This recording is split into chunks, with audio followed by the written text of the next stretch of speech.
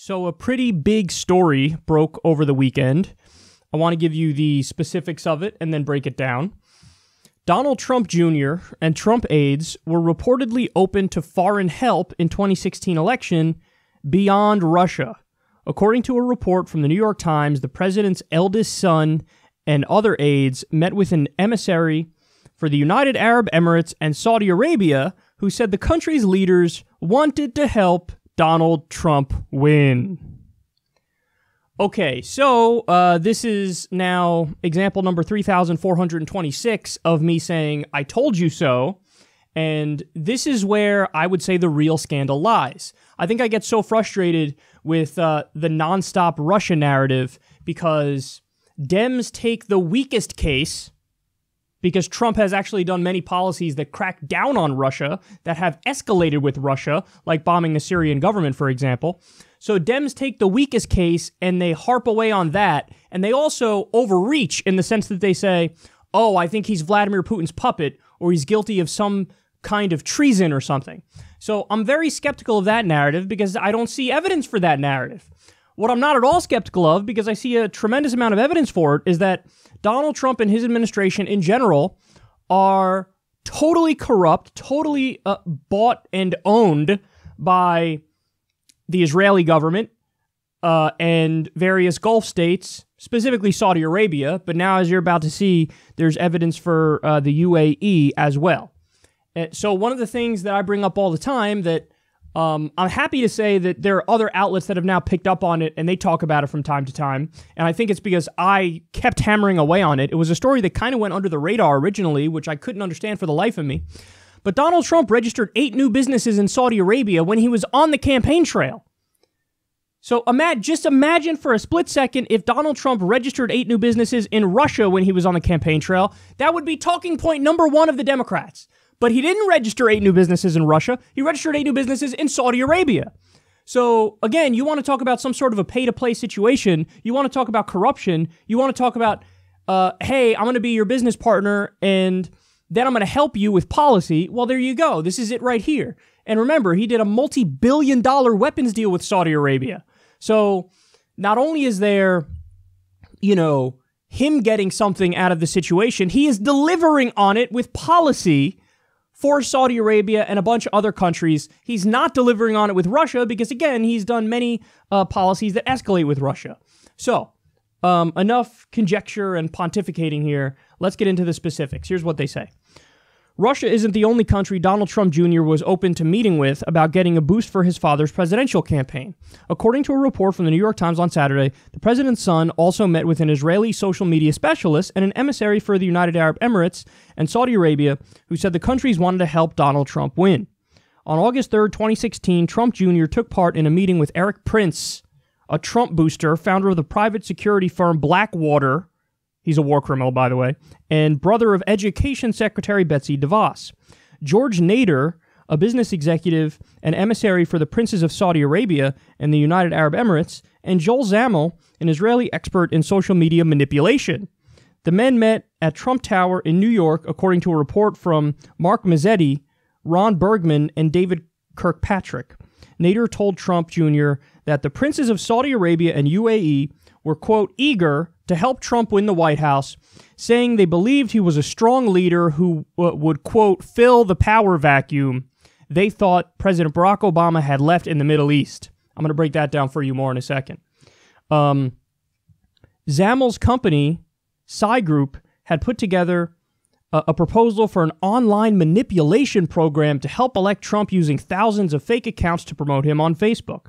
According to the Times, it's not clear whether the proposal was executed, and it's not clear who commissioned it in the first place. But Trump Jr. responded approvingly, and Nader joined the Trump world fold, meeting often with Trump's son-in-law, Jared Kushner, his former national security advisor, Michael Flynn, and his former strategist, Steve Bannon. After the election, Nader paid Zamel as much as $2 million, and what the money was for isn't clear.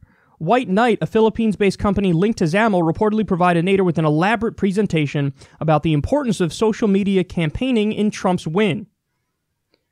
So, when the Gulf countries said, oh, let's help Donald Trump because we think he'll, quote, fill the power vacuum that was left by Barack Obama in the Middle East. You know what that means, right? That's the Gulf country saying, let's try to get this guy to axe the Iran deal. That's what that means. And lo and behold, look at what happened. Donald Trump gets in there, and he does everything that Saudi Arabia wants him to do, that the Gulf states want him to do, and that Israel wants him to do. His policies on that front are 100% what Netanyahu wants and what the leadership of Saudi Arabia wants. 100%. You know, the move of the embassy to Jerusalem, for example, the axing of the Iran deal, just the multi-billion-dollar weapons deals and subsidies, the ramping up of the war in Yemen. So all of these things, and by the way, I say war in Yemen, it's really a genocide in Yemen, let's be serious. So all of these things are him delivering on policy. Now, where I disagree with the article is I don't get the focus of all these pieces on like, they tried to create a couple fake Facebook accounts. Listen, man, if you want to go down that road, let's be serious. Hillary Clinton did the same goddamn thing. Virtually every candidate, I'm sure, except maybe Bernie Sanders, they had a social media strategy. They created fake accounts. You know, there was this story about however much money was being spent by Correct the Record, the Hillary Clinton PAC, to respond online. That's the same goddamn thing. Now, the argument from these people is, well, no, but it's different because these are foreign countries that are maybe aiding in this. To which I say, listen, that distinction I find comical, because if you're being aided by Goldman Sachs, if you're being aided by for-profit health insurance companies, if you're being aided by the military-industrial complex, if you're being aided by Wall Street, there's nothing that's, inherently more ethical about that or more okay about that than being aided by some Ukrainian company, which, by the way, there's evidence that Hillary Clinton got help from Ukraine, or some Russian company or some Israeli company. So to me, the focus and like the clutching their pearls over like, oh, media manipulation strategy. It's like, that's just not a big deal to me. That's not a big deal to me. But what is a big deal to me is, and they don't discuss this in detail, but it's obvious that this is the case. They go, well, we don't really know what these people got in response. Seriously? Really? You don't know what they got in response? So, for example, Jared Kushner got $30 million from an Israeli bank. $30 million. Jared Kushner also got help with a troubled property that he had with, backers from either the UAE or Saudi Arabia. And then again, lo and behold, the Trump administration does everything Saudi Arabia wants. So this is the real problem. The real problem is they're doing the same goddamn thing that Hillary Clinton was doing with the Clinton Foundation when she was Secretary of State. And, Bill Clinton would go give a speech or something and Saudi Arabia would pay him millions of dollars. And then boom, Hillary Clinton would facilitate the next weapons deal to give more weapons to Saudi Arabia. So, Trump used to point at that and say, pay to play corruption, pay to play corruption. But what, when Jared Kushner takes $30 million from an Israeli bank and then you move the embassy and you give them a giant weapons deal, that's not pay to play corruption? It's not pay to play corruption? When you register 8 new businesses in Saudi Arabia and then when you get in power, again, you let them run wild in Yemen and you give them a multi-billion-dollar weapons deal, that's not pay to play corruption? So to me, that's the real issue. I don't care about, or let me rephrase that. It's not that I don't care about the, oh my God, media manipulation strategy. It's that, Democrats and the media are focusing on that, which is the equivalent of jaywalking. When you have, a murder case, like there is a murder case here. Holy shit. It's a grab bag of corruption. Michael Flynn, another great example, and he got nabbed on it. Michael Flynn took $500,000 from the Turkish government, and then he pushed for the policy that the Turkish government wanted in Washington, D.C. He was like, yeah, no, I don't think we should arm the Kurds because it's a bad idea. Why is it a bad idea, Michael? He was saying it's a bad idea because he was taking money from the Turkish government and they didn't want us to arm the Kurds to fight ISIS. So that's the real scandal. This is the real problem here. The Israeli government, all these favors that they're doing for the Trump administration. And then what'd they say? When Trump was president-elect, the Trump administration made phone calls to the UN and said, don't you dare condemn Israel over the illegal occupation. They called a bunch of different countries and said, listen, don't do it.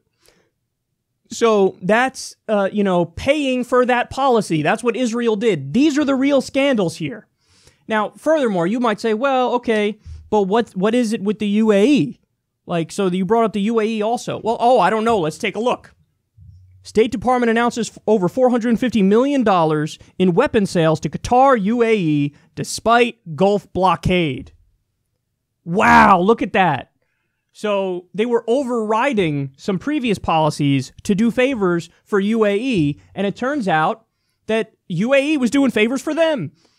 So this is the real scandal. This is the real corruption.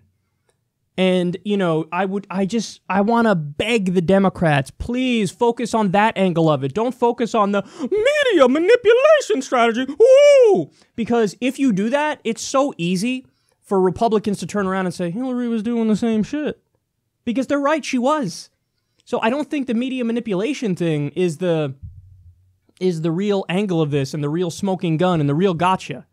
The real angle that makes sense is the out-and-out corruption. But, okay, now here's where I have to tap on the brake a little bit. Unfortunately, the way this shit works under federal law is you need a quid pro quo. So, Mueller, is he going to be able to get them over this? Some people, sure. I mean, like I said, he already, he's already been able to get Manafort to an extent. He got Flynn to an extent. So he's going to be able to get some of them, but it's harder to prove it in court than it is to know what's happening. Like, we know what's really happening. We know how corrupt it is, but it's much harder to prove in court because you need to, like, a quid pro quo is, I will give you X and you do X for me.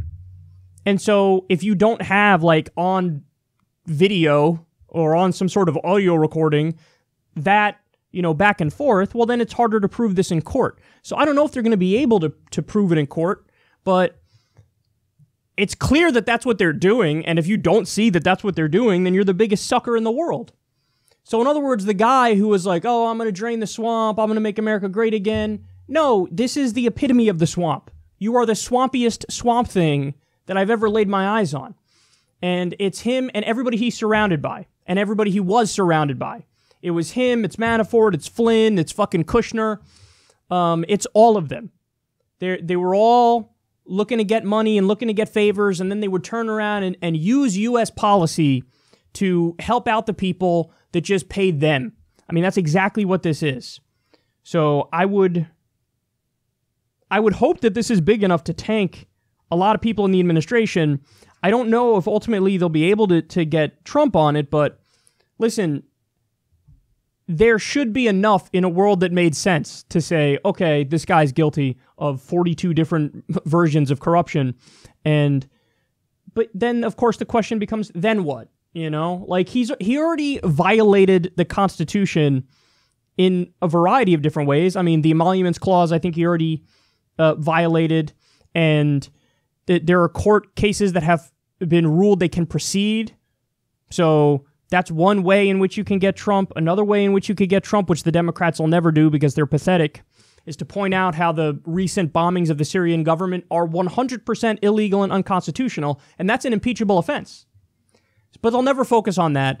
But at the end of the day, honestly, I don't even know if they should try to impeach, because if you try to impeach, then you get Pence, and Pence is, the same as Trump, except maybe more competent.